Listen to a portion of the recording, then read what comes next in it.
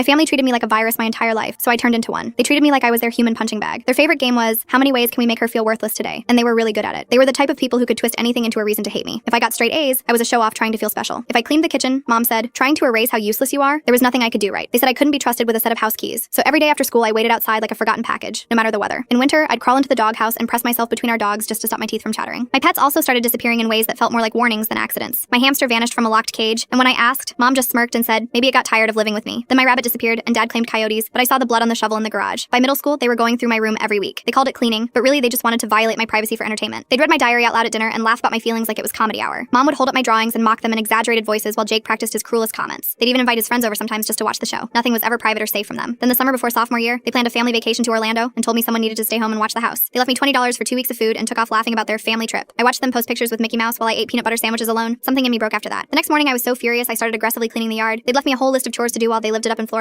I was ripping out weeds with my bare hands, not caring about anything anymore, when I fell face first into a massive patch of poison ivy. I was covered head to toe in the stuff. I sat there waiting for the inevitable burning and blisters, almost wanting them. At least physical pain would match how I felt inside, but nothing happened. Hours passed. My skin stayed perfectly clear. I tested it some more, and that's when everything clicked. I was immune. I knew exactly how I would get back at them. I spent those 2 weeks gathering every poisonous plant I could find. Poison ivy, poison oak, poison sumac, all went into buckets. I crushed them up wearing dish gloves and extracted the oils. It looked like honey when I was done, but I knew it was pure itching hell in liquid form. Their bathroom was like a pharmacy. Shampoo, conditioner, body wash, lotions everywhere. Mom had at least 10 different perfumes, and Dad had his cologne collection. Jake had enough Axe body spray to choke a horse. I added my special oil to every single bottle, just enough to make them absolutely miserable. The rashes started 2 days after they got back. Dad scratched his scalp until it bled. Mom's legs looked like she'd been attacked by mosquitoes on steroids. Jake cried actual tears when his chest and back erupted in welts. They tried drugstore creams, switched soaps, even blamed the laundry detergent. Nothing worked. The more they scratched, the worse it got. The best part was that I used all the same products and my skin stayed perfectly clear. I even pretended to be worried and suggested maybe it was something in the water. They threw out everything and bought all new hypoallergenic products. They spent thousands of dollars they didn't have on treatments while I watched them scratch themselves raw. Every time they touched me in anger, they got a fresh dose because I had poison ivy rubbed into my sleeves. If they shoved me, they'd be scratching by the next morning. I stopped being afraid of their hands. I finally got out of there at 18 and never looked back. They never suspected it was me because I was still too stupid and too beaten down to pull off something that elaborate. And eventually the products ran out and the rashes faded. But the beautiful thing is they're still scratching 3 years later. Not from poison ivy anymore, but from stress-induced eczema that flares up every time they scratch. Every unexplained rash sends them spiraling. I used to beg them to see me. Now they feel me every day.